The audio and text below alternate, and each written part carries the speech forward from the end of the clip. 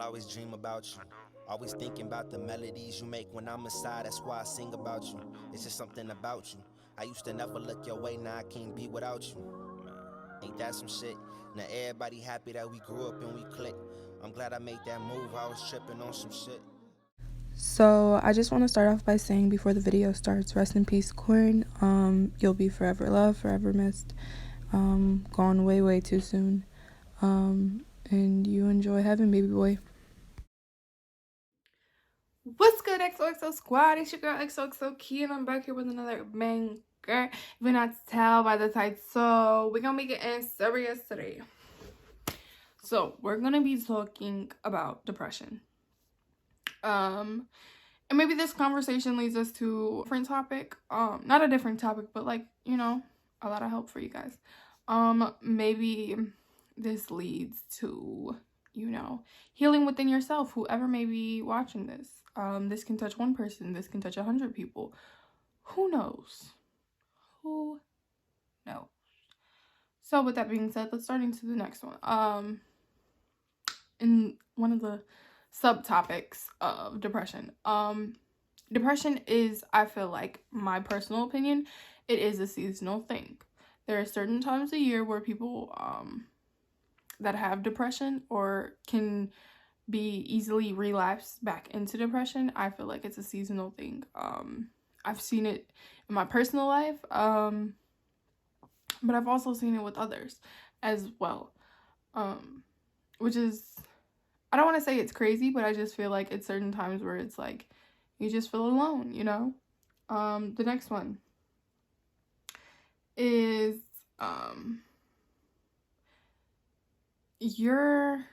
this goes for advice where it's better days are yet to come. You feel me? Joy comes inside the morning. Joy comes in with light. And I feel like in a way, you know, your friends and family, actually scratch that. You're in the dark. You feel like you're in the dark. You feel like, you know, you're screaming for help. You're crying out for it. You're screaming for anybody who you can just call on to. But you can't. And nobody can hear you. And you're isolated and you're alone. But let me tell you something. Your friends and family that care about you, they are up in the sky lighting the way.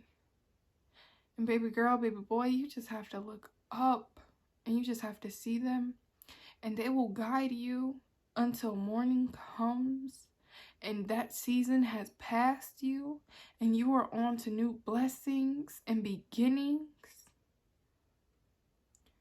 But you just have to allow them to help you.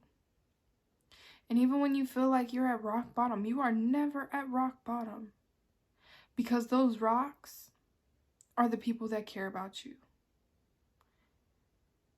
And you just are never alone. And even when you are in the dark, and it's okay to be in the dark. It really is.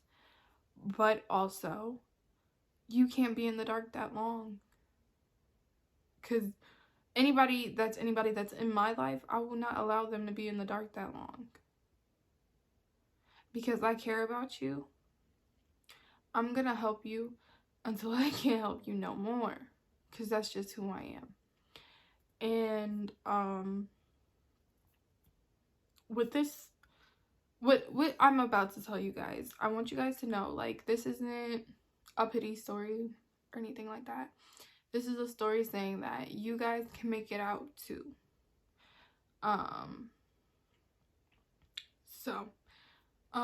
Back in December of 2019, I had a miscarriage. Yes, I was at a certain point where certain things had to happen, and I had to literally go through labor pains in order to push the baby out, and it felt like torture. It felt like hell.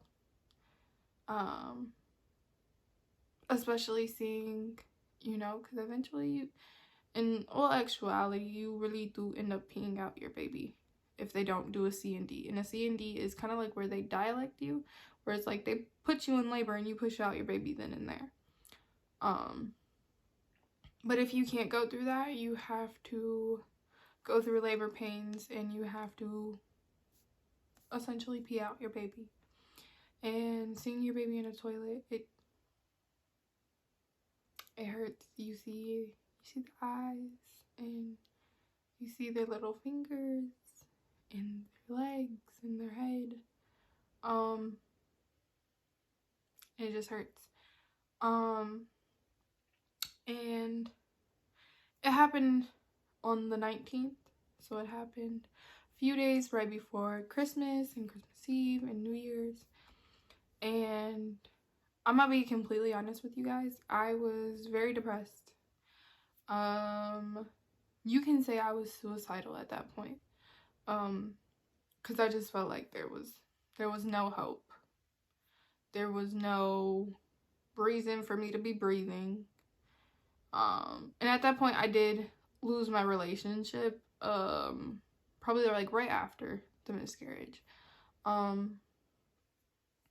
So I was freshly out of a relationship. I'm in labor pains because I have to push out my baby. It was hell. I'm gonna be honest. It was hell. And I felt like I had nobody. I really did. And I will tell you guys, the main thing that got me out of that is prayer. Prayer and my family. When I tell you guys, my family lit the way for me. My family lit the way for me. Along with God, I prayed. Got down on my hands and knees. And I won't lie to you guys. I was really mad at God because of certain things that happened before then. And then that happened to me. It was like, why would you do that? What was the point in doing that if I wanted my child? I wanted my son more than anything. But then there's people that have their kids. Not saying that, you know, they should have had lost their babies or anything like that. But there's other people that had their kids that didn't want their kids. And I don't know how that works. And I wasn't depressed through December, probably till quarantine. So quarantine started around in like March. By that time, the one thing that really got me out of it is my twin brother came home and he was kind of with me, and he kind of like made sure that I wasn't, you know, going anywhere. Also, one of my best friends had came. So if you watched my prank on my best friend, where I told her I didn't want to be her friend anymore, she's the one that came. She came during that time where like right when I had my miscarriage. She flew out here first thing, stayed the holidays with me. She also helped with that. Shout out to her. Love you, Tay. Love you. That's all I'm gonna say. But also with my twin brother, he came, and he just kind of talked to me. He was like, you know, like God works in crazy ways, and maybe he didn't want you to be in that predicament with, you know, my baby father, because, you know, like it wasn't a healthy relationship. It wasn't no good for me. So going off of that,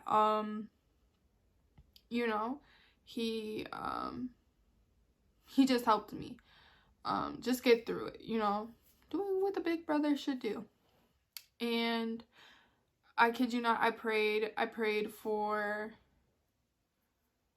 probably, I just prayed, I know what I prayed for, I just don't want to tell you guys. I prayed just for people that will, you know, help me get through it, people who love me, people who care for me. I prayed for new beginnings. I prayed for peace and healing. I I prayed for, you know, God to get this, I want to say anger. I was really angry, to get this anger out of me, you know, and then all of a sudden YouTube came, you know, but that's just my story. And there's other times where I felt like I've been depressed, or I have been depressed, and we can get into that another time.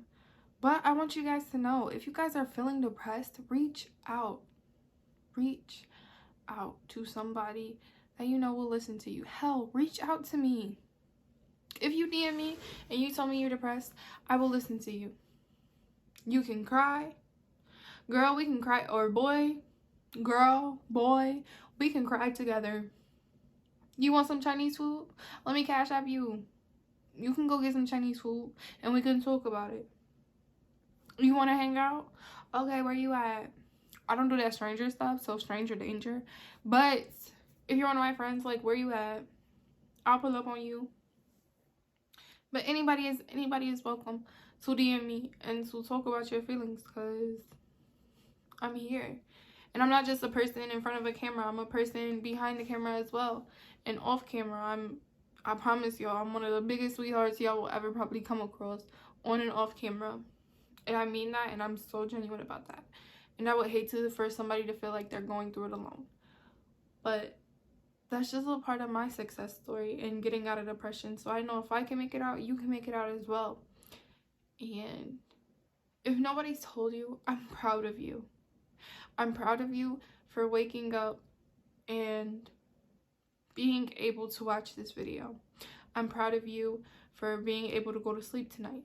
I'm proud of you for having the strength to get out of bed. I'm proud of you because you're able to say, I will be okay one day. I may not be okay today, and I wasn't okay yesterday, but one day I will be okay. And, you know, the crazy thing about it with depression is a lot of people kill themselves because they're depressed. Killing yourself is a permanent solution to a temporary problem. Depression is very temporary. Depression is not long-term. But you know what is long-term? And you know what is permanent? Killing yourself.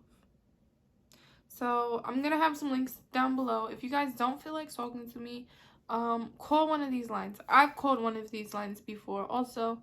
So if you guys haven't, you know, just reach out to somebody, talk to somebody, reach out to me on Instagram.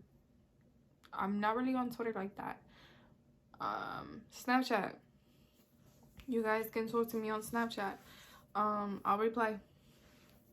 Anybody can message me. I won't add all of y'all, but anybody can message me. But thank you guys for tuning in today. That is the end of this video.